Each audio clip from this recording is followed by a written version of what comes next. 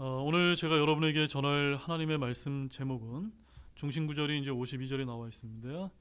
지혜와 키가 자라면서 하나님과 사람에게 호의를 입으셨던 예수님이라고 하는 이런 제목을 가지고 하나님의 말씀을 전해드리도록 하겠습니다. 우리 제목만 다시 한번 읽어보도록 하겠습니다. 지혜와 키가 자라면서 하나님과 사람에게 호의를 입으셨던 예수님. 네. 오늘 말씀은 예수님의 6가지 모습을 이제 이 유년 시절의 모습을 이제 담고 있는 이 본문 말씀에서 6가지의 모습을 이제 보게 될 텐데, 가장 마지막 모습, 지혜와 키가 자라면서 하나님과 사람에게 호의를 입으셨던 예수님의 모습을 저 여러분 모두가 발견하는 그런 귀한 시간이 되시기를 원합니다.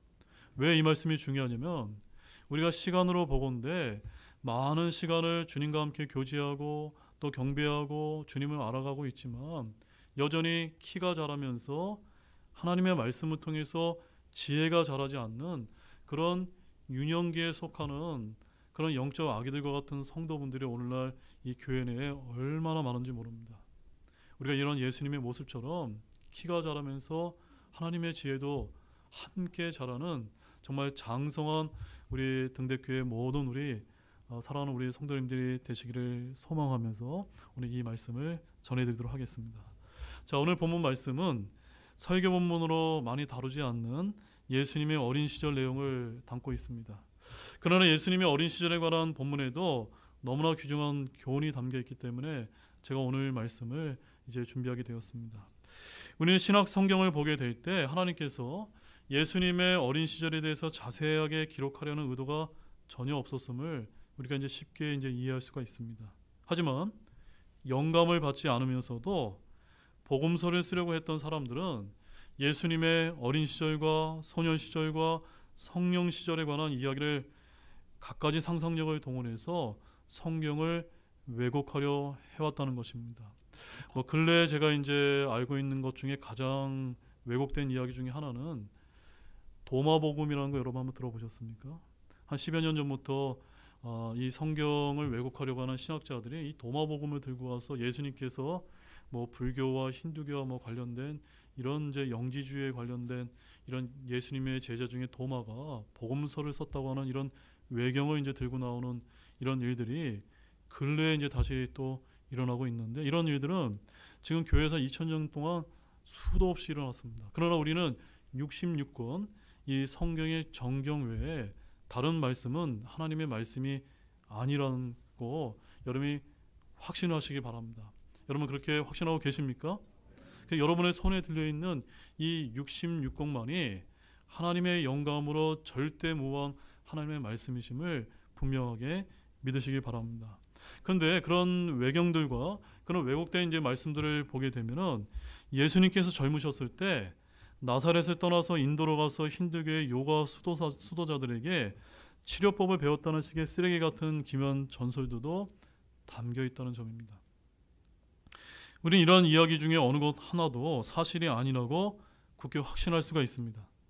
다만 우리는 신약 성경을 통해서 주 예수님께서 하나님의 말씀을 높이고 사랑하는 유대인 가정에서 성장하시면서 한 명의 소년으로서 아주 정상적인 삶을 사셨음을 우리가 신약 성경의 말씀을 통해서 발견할 수 있다는 점입니다. 바로 이 점이 오늘 저와 여러분이 살펴보려 하는 예수님의 모습인 것입니다. 성경을 왜곡하고 비평하려고 하는 자들은 언제나 있지도 않은 예수님에 대한 이야기를 만들어서 혼란을 일으키지만, 진실되고 올바른 성경 말씀은 예나 지금이나 우리가 예수님의 모습을 본받고 담기 위해 어떻게 우리가 믿음 생활을 해야 되는지를 진실되게 교훈하고 있다는 점입니다. 사랑하는 여러분, 하나님께서는 결코 우리의 단순한 호기심을 채워주려고 하지 않으실 것입니다. 우리는 예수님께서 이 감추어진 어린 시절에 어떻게 나사렛에서 성장하셨는가를 호기심을 가지고 더 많이 알고 싶어 합니다. 또한 우리는 복되신 주께서 젊은 시절을 어떻게 보내셨는지를 매우 궁금해하면서 또한 알고 싶어 합니다. 하지만 우리에게는 단지 예수님께서 인간의 몸으로 태어나셔서 그분을 길러주신 부모에게 순종하는 어린 시절을 보내셨으며 그분의 마음은 항상 그분의 참된 하늘 아버지이신 주 하나님의 음성을 들을 수 있도록 열려 계셨다고 하는 그런 사실뿐이라는 점입니다.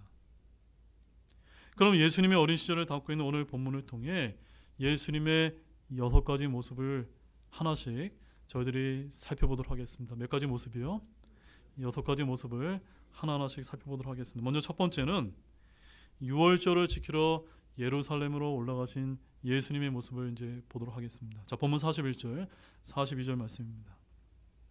같이 읽겠습니다. 한편 그분의 양치는 해마다 유월절이 되면 예루살렘으로 갔는데 그분께서 12살 해던 해에 그들이 그 명절의 관례대로 예루살렘으로 올라갔다가, 자, 여기서 우리는 단지 어린 시절 예수님의 가정이 어떠했는지를 이해하는 데 도움이 되는 그 유대인 가정을 관습을 우리가 이제 엿볼 수가 있습니다. 그분의 부모는 해마다 유월절이 되면 예루살렘으로 올라갔습니다. 오래전에 하나님께서는 율법을 통해서 하나님의 백성이 해마다 유월절을 지키기 위해서 하나님께서 자신의 이름을 두신 곳으로 올라가야 한다라고 말씀을 하신 적이 있었습니다. 그렇게 매 유월절마다 이스라엘 자손들에게 유월절의 의미를 가르치고자 하신 것은 바로 하나님의 뜻이었습니다. 당시 유대인 자녀들은 아마도 이렇게 이제 부모들에게 물었을 것입니다. 부모님, 이것들이 무엇을 뜻하는 것입니까?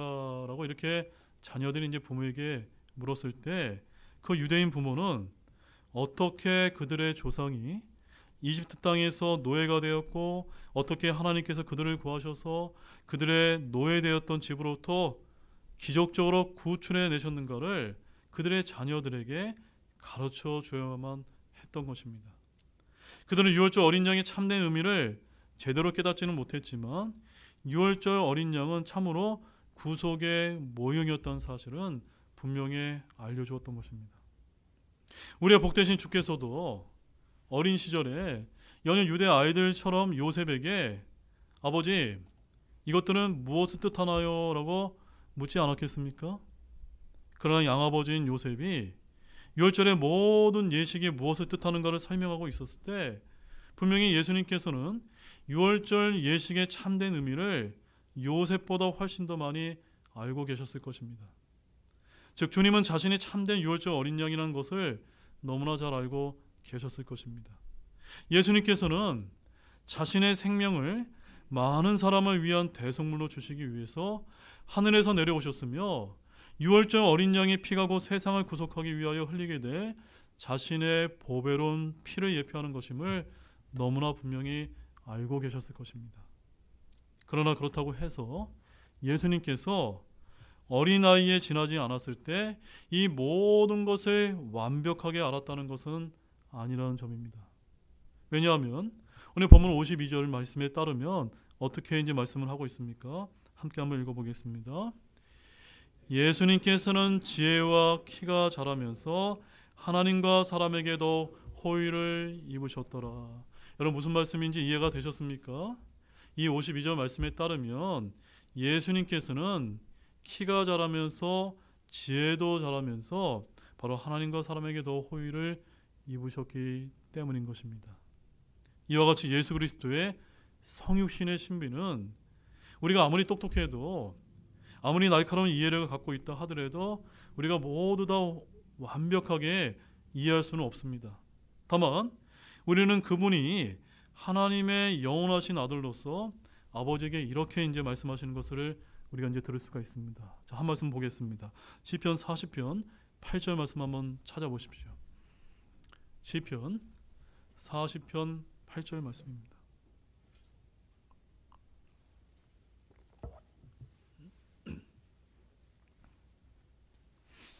시편 40편 8절 말씀입니다.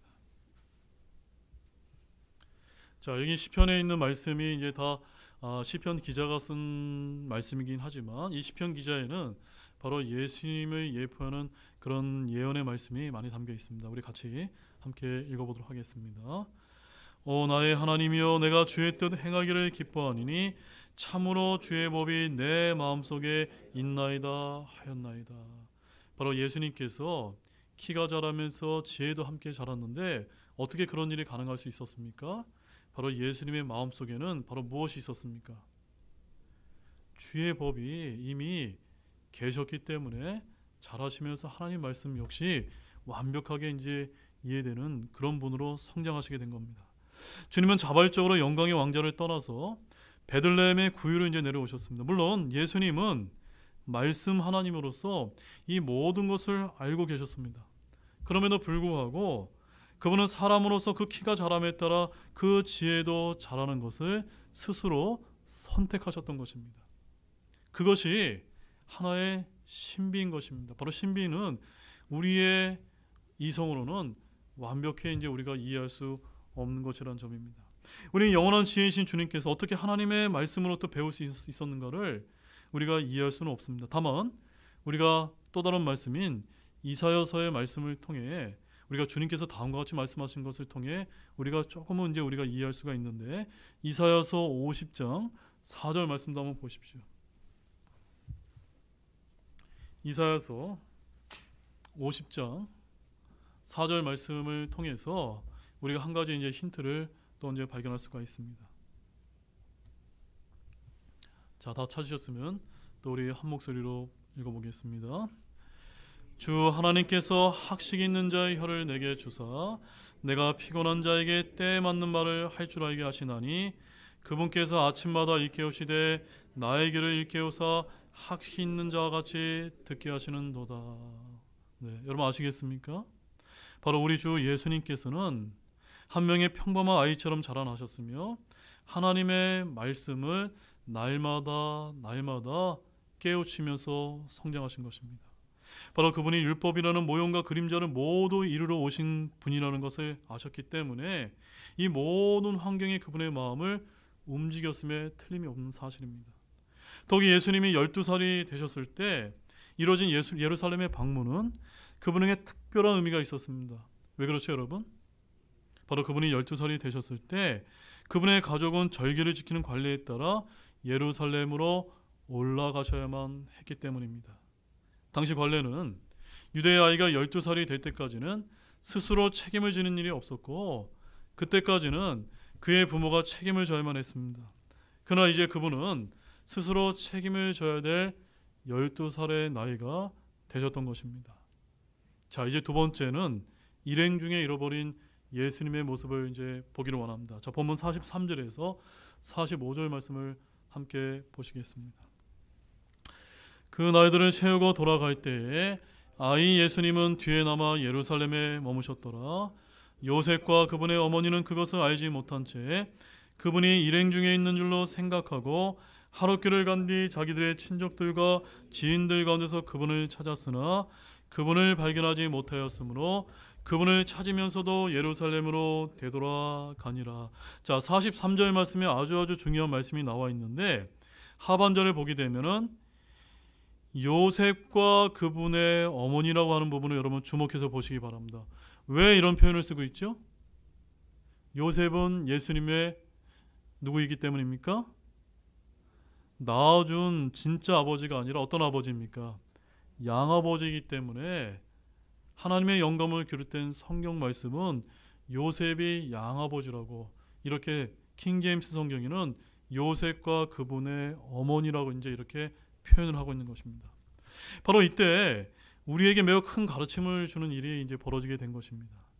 유월절이 끝나고 사람들이 도시를 떠나서 각각 그들의 집으로 되돌아가게 되었을 때 우리의 복되신 주의 가족들과 친구들과 친지들이 도시를 빠져나와 북쪽으로 향하는 길로 들어서게 되었습니다. 자, 요셉과 예수님의 어머니는 12살이 되었던 예수님이 그들과 함께 있는가를 자세하게 이제 살펴보지 않았습니다. 그들은 그분이 당연히 함께 있을 것으로 여겼습니다. 그러나 요셉과 마리아는 예수님께서 그들의 무리 중에 있으려니 생각하고 북쪽으로 향하는 길로 들어서서 하룻길을 그냥 지나쳐 갔던 것입니다. 이제 밤이 되자 그들이 유숙하려고 그분을 사방으로 찾아보려고 찾았으나 어땠습니까? 발견하지 못했습니다. 그래서 다시 예루살렘으로 이제 되돌아가야만 했다라고 성경은 우리에게 알려주고 있는 것입니다. 자, 여러분, 여기 아주 중요한 이제 말씀이 있습니다.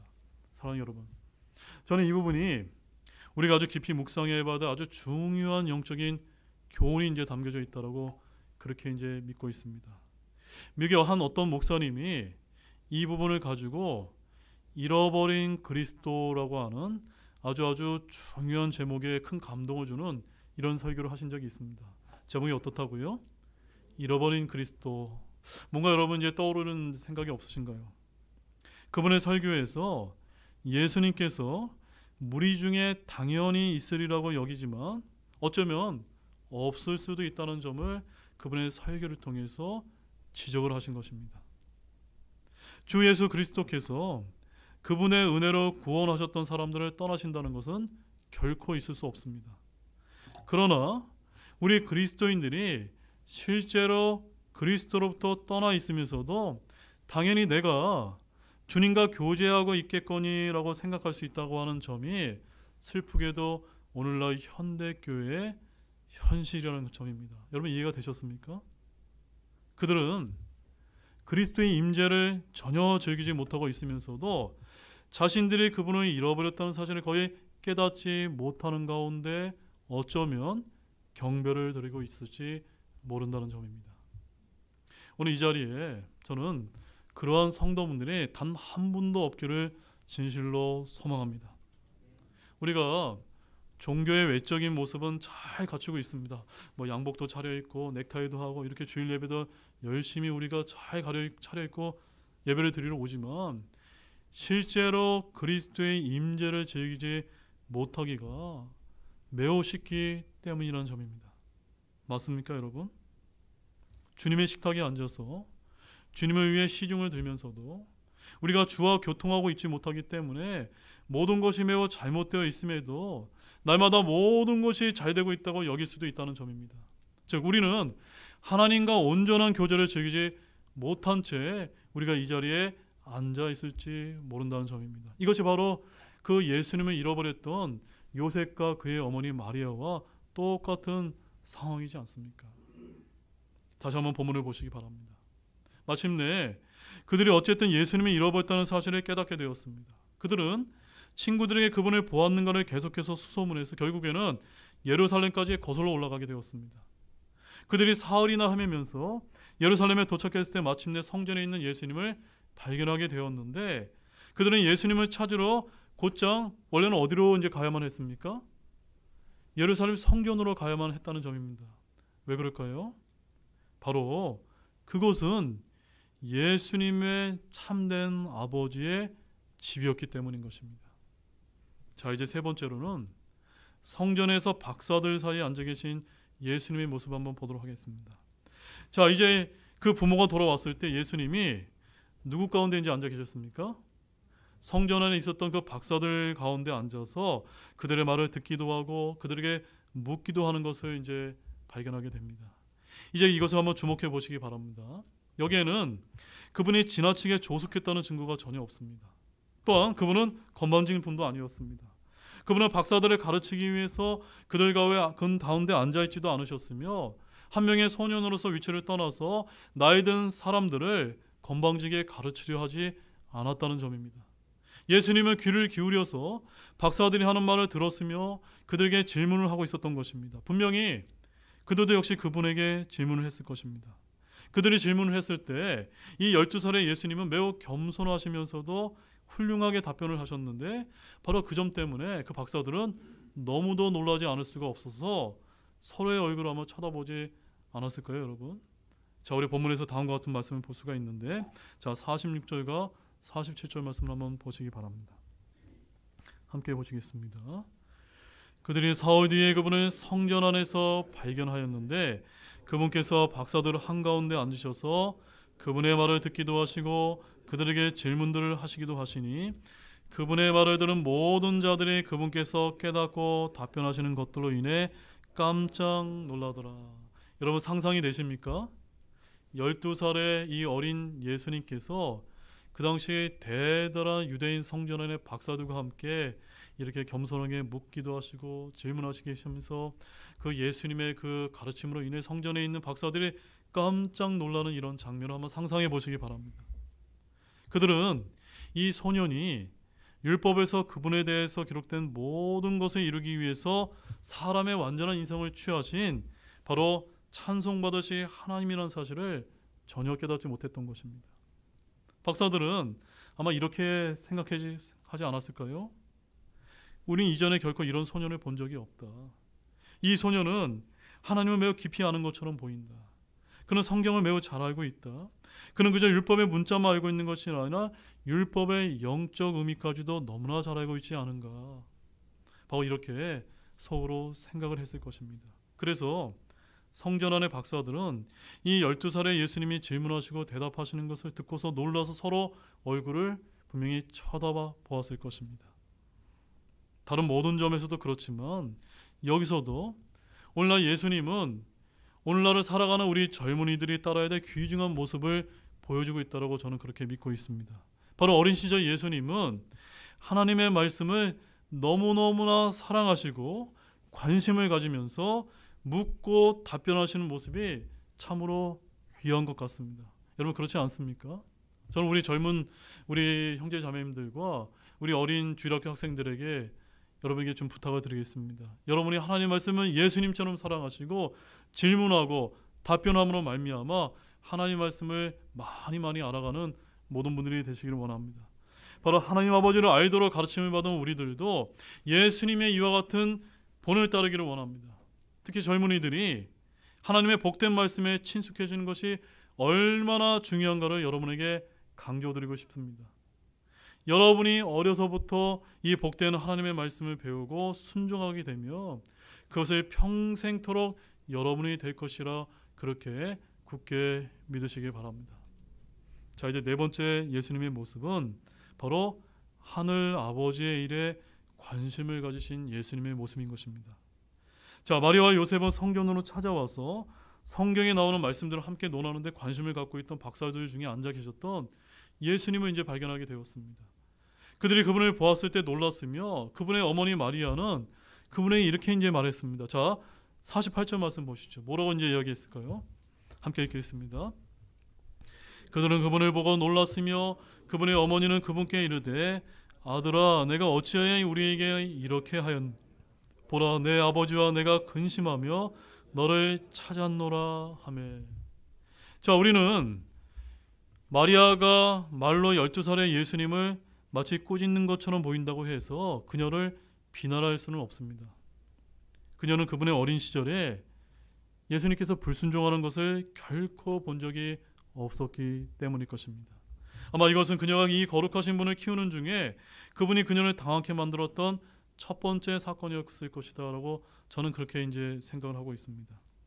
마리아는 요셉이 아버지의 자리를 차지하고 있었기 때문에 요셉을 예수님의 아버지라고 이제 부르고 있으나 사실상 예수님의 마음속에 유일하신 참 아버지는 이제 누구셨습니까?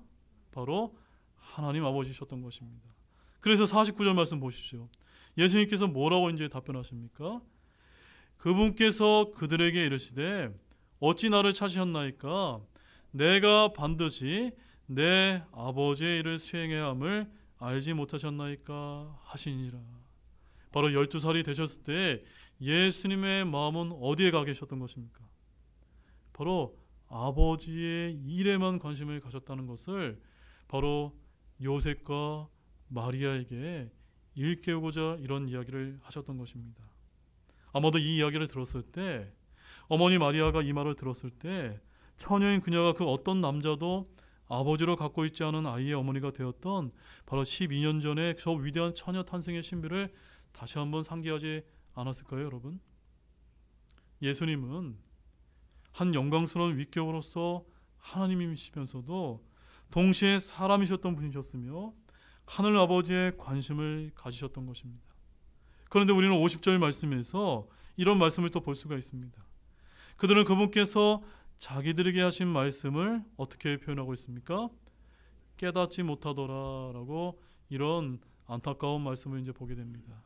그 말씀은 요셉과 예수님의 어머니가 바로 소년이셨던 예수님의 말씀을 도저히 이해할 수 없는 그런 영적인 상황에 머물렀음을 우리에게 보여주고 있는 것입니다.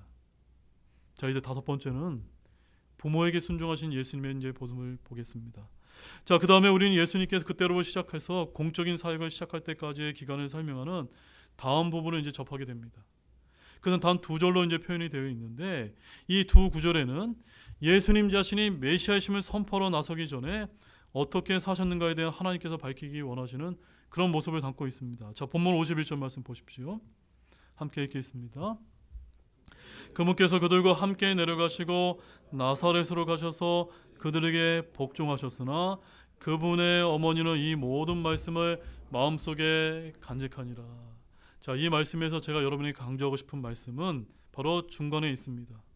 바로 예수님께서 모든 시대의 젊은 그리스도인들에게 보여주는 귀중한 모범을 저는 여기서 보여주고 있다고 생각하고 있습니다. 그 말씀이 어떤 말씀일까요? 그들에게 복종하셨으나.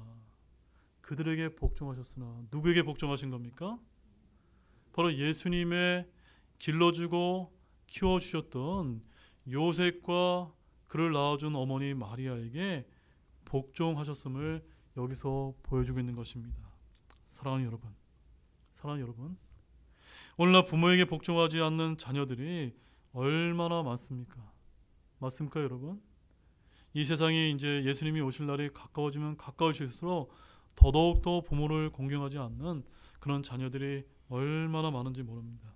우리 에베소서 6장 1절 말씀을 찾아보시기 바랍니다. 에베소서 6장 1절 말씀.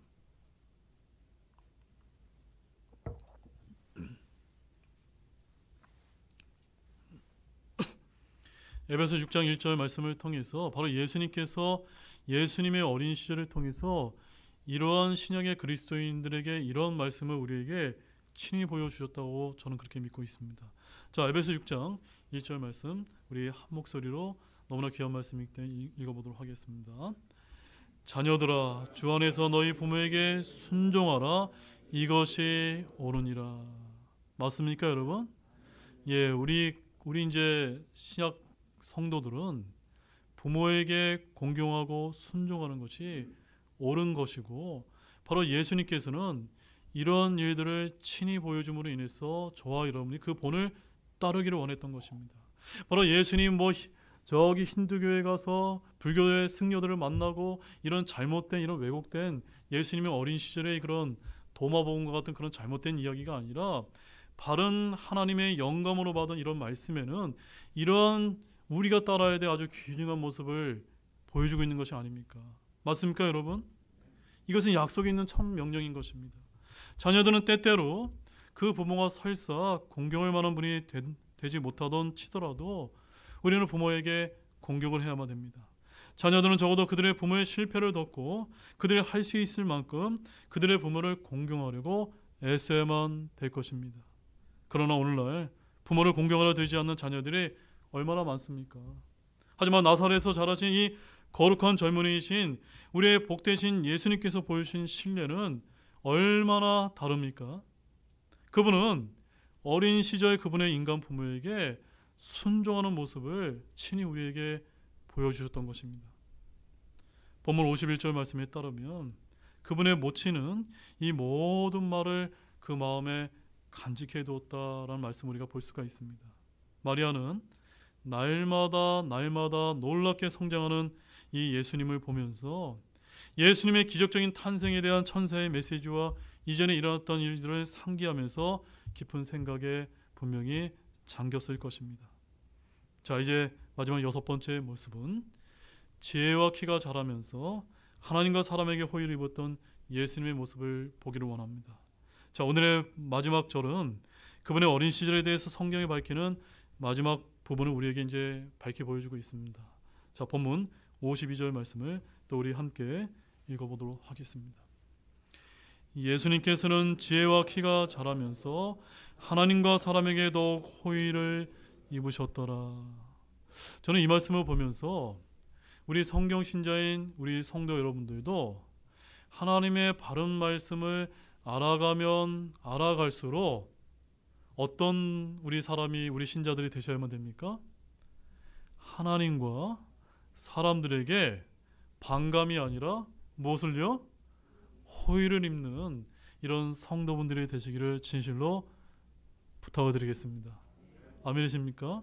이것은 다른 것이 아닙니다. 오늘 우리가 성경 말씀을 통해서 보는 것처럼 예수님의 모습을 닮아가면 닮아갈수록 우리는 자연스럽게 하나님과 사람에게 호의를 입게 된다는 점입니다. 이 모든 것 중에서 바로 예수님은 우리의 귀중한 모범이 되시는 분임을 믿으시기 바랍니다.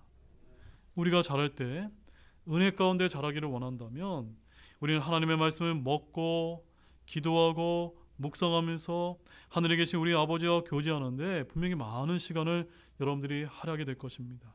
자, 우리 마지막 말씀으로 히브리서 5장 12절에서 14절 말씀 한번 보시도록 하겠습니다. 오늘 말씀 중에서 가장 중요한 말씀이 될 것 같습니다.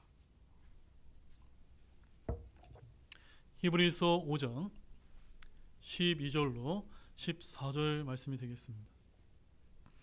자, 가장 중요한 말씀이니까 우리 가장 큰 목소리로 함께 천천히 한번 읽어보도록 하겠습니다. 시간면에서 보자면 너희가 가르치는 자들이 되어야만 하는데 누군가 하나님의 말씀들의 첫째 기초 원리들을 다시 너희에게 가르쳐줄 필요가 있으므로 너희가 단단한 음식이 아니라 젖을 필요로 하는 자가 되었도다. 이는 젖을 사용하는 자마다 갓난아이이므로 의의 말씀에 능숙하지 못하기 때문이라.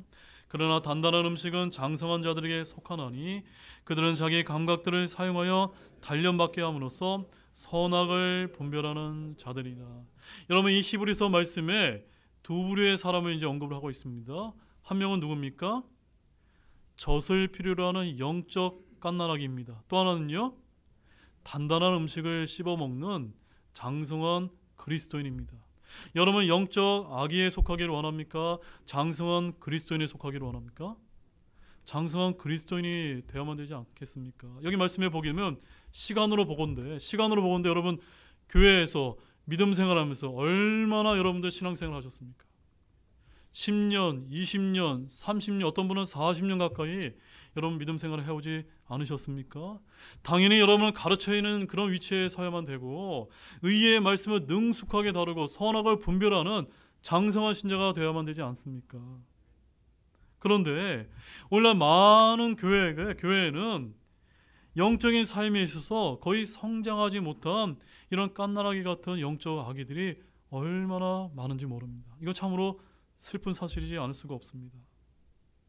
그리스도인을 고백한 지 여러 해가 지났음에도 불구하고 여전히 그리스도 안에 있는 영적 어린아이처럼 성경에 보다 깊은 영적 진리를 소화하지 못하고 있으며 오히려 하나님의 말씀에 젖으로 키우지 않으면 안 되는 영적 아기로 남아 계시다면, 혹시 그런 분들이 혹시 이 자리에도 계시다면 오늘 이 시간을 통해서 곰곰이 한번 여러분 다짐해 보시기 바랍니다.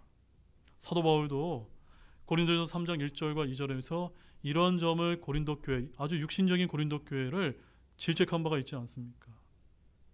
영적으로 유아기를 벗어나지 못한 또 다른 증거 중에 하나가 있다면 바로 작은 문제, 아주 사소한 문제를 놓고 싸우며 성령의 인도에 복종하는 대신에 눈에 보이는 육신적인 생각을 따르는 경향이 영적 아기들의 특징인 것입니다.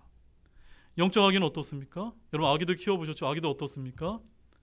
다투기를 잘하고 제 고집대로 하려고 하지 않습니까? 어떤 그리스도인들 이와 똑같다는 점입니다. 주와 함께 행하며 은혜 가운데 그리고 그리스도인들에 대한 지식 가운데 자라는 성도들은 시간이 지나면 지남에 따라 점차적으로 그들의 주인인 주 예수 그리스도의 모습을 닮아가지 않겠습니까? 맞습니까, 여러분? 참으로 여러분들은, 여기 계신 모든 분들은 예수님을 닮아가는 모든 분들이 되시기를 진실로 소망합니다. 이제 결론의 말씀을 드리겠습니다. 사랑하는 여러분, 오늘 우리는 예수님의 어린 시절에 담긴 6가지 모습을 우리가 하나씩 자세하게 이제 살펴보았습니다. 예수님께서는 성육신하신 아들이면서도 나사렛에 있는 가정에 속한 한 젊은이로서 그분의 키가 자라면서 그분의 지혜도 자랐으며 사람들은 그분의 거룩한 생활 가운데 드러난 은혜를 보고 하나님과 사람들로부터 호의를 입는 경탄하였다는 말씀을 우리가 배우게 되었습니다. 사랑하는 여러분, 저와 여러분도 이런 예수님의 모습을 본받아서 더욱더 기도 생활에 열심을 다하고 말씀을 통해서 지혜가 자라면서 영적으로 더욱더 성숙된 장성한 그리스도인들이 되기를 진실로 당부를 드립니다. 그렇게 되신다면 분명 하나님과 사람에게 호의를 입으셨던 우리 예수님처럼 저와 여러분도 그러한 신자들이 될 수 있으리라, 그렇게 저는 그렇게 믿고 있습니다. 그런 모든 분들이 진실로 되시기를 우리 주 예수 그리스도의 이름으로 간절히 축원합니다. 우리 다 같이 일어나시겠습니다.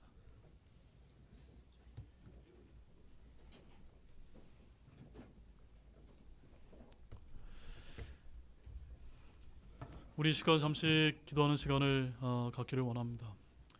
우리가 이 초청 기도 시간에는 다른 사람을 의식하지 마시고 오늘 하나님의 말씀을 우리가 이제 들었습니다. 말씀만을 가지고 지금 우리가 눈을 감은 채 하나님과 교제하시면서 오늘 말씀에서 여러분의 심령 가운데 주님의 음성을 들으셨다면 이 시간 회개하고 결단하는 그런 초청 기도의 시간이 되시기를 원합니다. 잠시 기도하는 시간을 갖도록 하겠습니다.